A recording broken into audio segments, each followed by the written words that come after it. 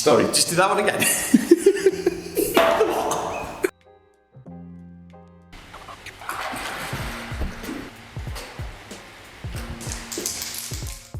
Hello Ink family and welcome all to another episode of Close Encounters. Today we are joined by a local legend and the Dime One.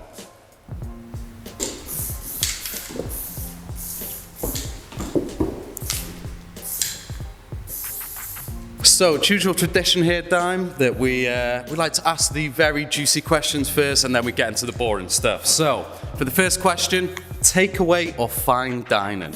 Oh, bit of both. Bit of both? Bit of both, yeah. Bit of 50-50? Yeah, I'll go with that. Okay, so next question, favourite dessert? Key lime pie. Ah, it's an unusual one. Okay, so for the third one, books or film? Oh, film. Only books with pictures for me, I'm afraid. Yeah, same here, still into my comics. Okay, so now we've got the important questions out of the way, we will dive into the not so fun stuff. So, first one, what got you into spray painting specifically? So, yeah, I got into it as a kid, about in the early 80s, about when all the early hip-hop stuff came over, so all the breakdancing. Not very good at breakdancing, but stuck with the drawing. So, but that was a love of mine from being a kid, doing the comic book drawing and sketching and all the mad sort of... It's funny how them sort of elements always sort of come hand in hand, you know, like the cartoon sort of stuff into the graffiti. Yeah. And there's a lot of media that's always represented in graffiti. I'm just really about the graffiti art for myself. But stick to your strengths and stuff like that. Yeah, so he was definitely through that, and then spray can art came out in '86. Yeah, that's when it all really sparked and started off. So, what's been the biggest change in the industry that you've noticed? There's a lot, probably. The paint, massive thing with the paint. That was something I was going to say, with you starting off in the early 80s and stuff. Back then they would use cans, and they would use different nozzles, so they would find different nozzle tips to, you know, work with different cans, and it was more of an experimental thing and seeing what works, and everyone was using different things and they had their own certain elements and stuff like that. So yeah, I mean, like I used to go around the house and take off the nozzles off, like polish and antifreeze and stuff. I remember we had one harsh winter where Dad went mad with me when I was a kid, because I'd been taking all the nozzles off and trying them out, getting thin lines with them and stuff. The car froze over and he went to get his antifreeze. He's like, what have you done? My mum was always going mad because she'd get a polish and there'd be no lid on it. Yeah, exactly. But that's always the interesting side of these things, you know, it's the things, the waves that changes the industry. But I thought it'd probably be the brands, like, you know, with all these different nozzles and the cans and the way they work, and now we have things like sugar cans, which are more for like the indoor use. You know, it's really interesting to hear, really crazy stuff, and I guess that's how industry changes and develops along.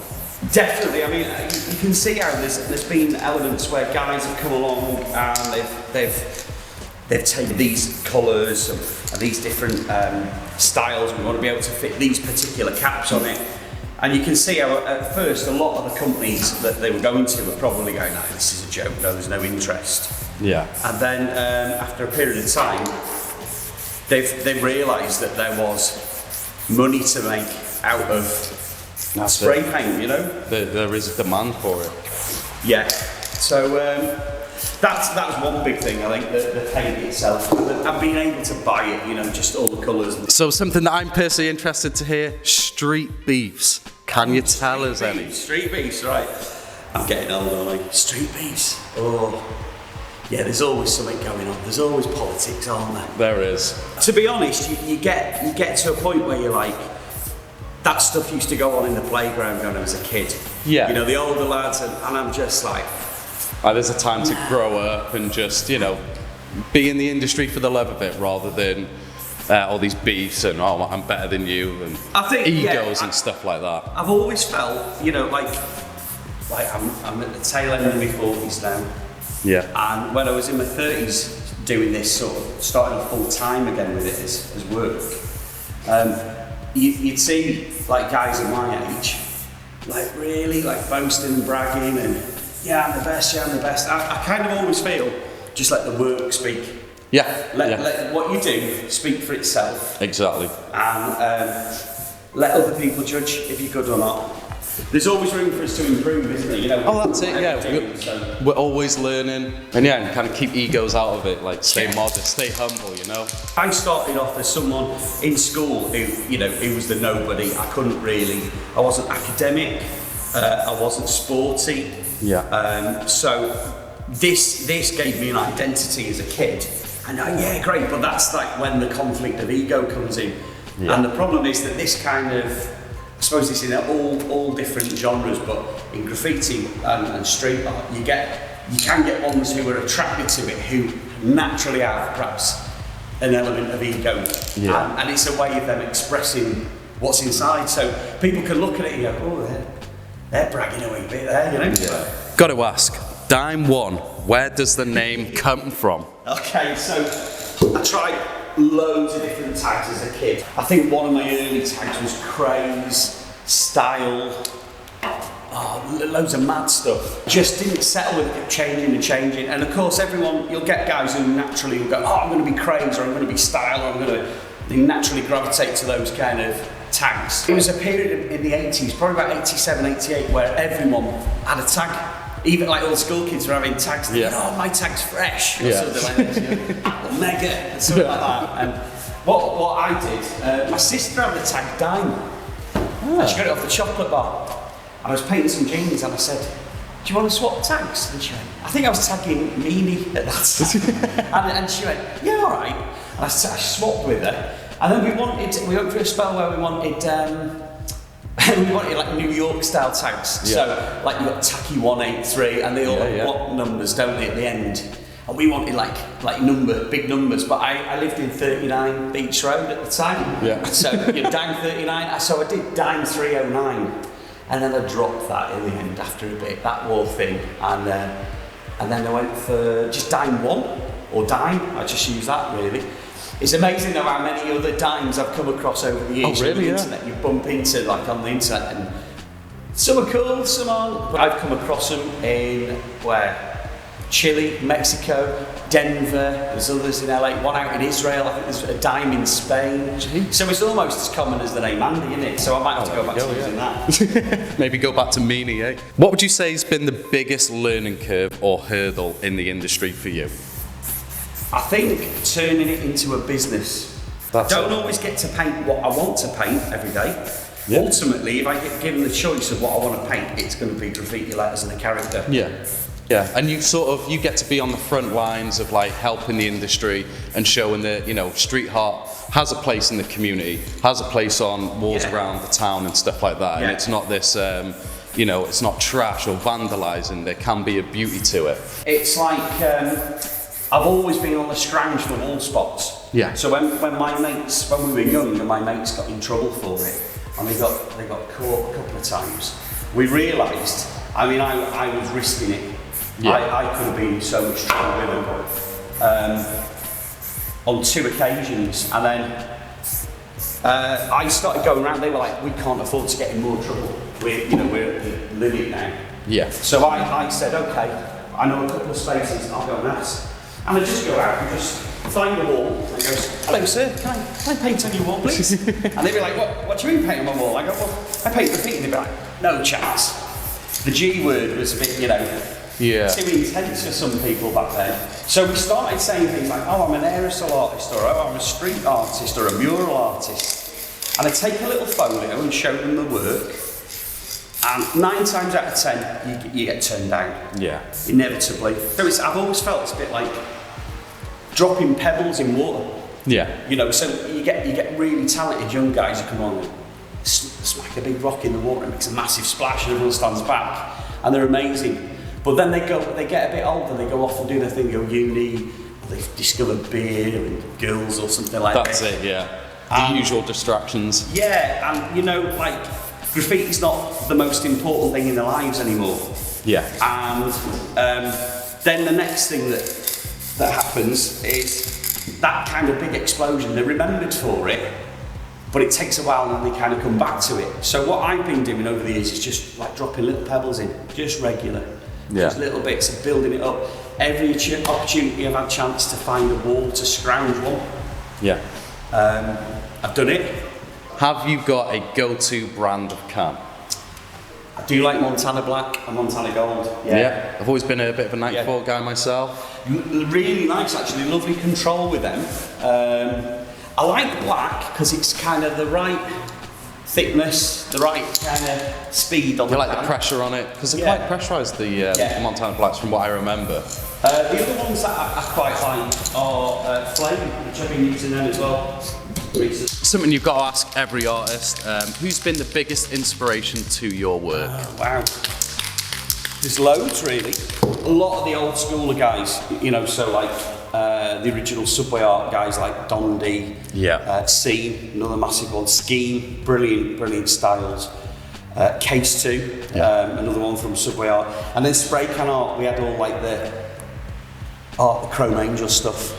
That just blew my mind. And even now, me and Jack will talk about that. We'll say, you know, like, if you look at it, it's almost like they got in a time machine and went back, painted this stuff, and everyone's like, wow, how did they do that? Yeah. But yeah, definitely amazing styles and influences. But there's a lot of really cool, diverse influences now. Some of the guys, just what they're achieving is just like still mind-blowing. Yeah. Cantu, another cool artist. I love his stuff.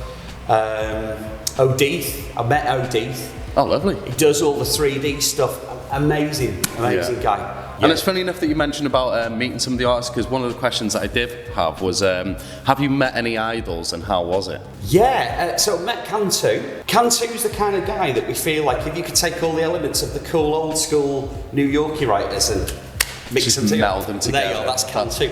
Met him at the Grimsby Art Festival. I think it was 2017, possibly 2018. So fairly recent. Really nice guy. Yeah. Amazing. Just goes in and just paints not systematically. He's got a really good methodology of just painting. He just goes and does all this crazy. It's like pure graffiti.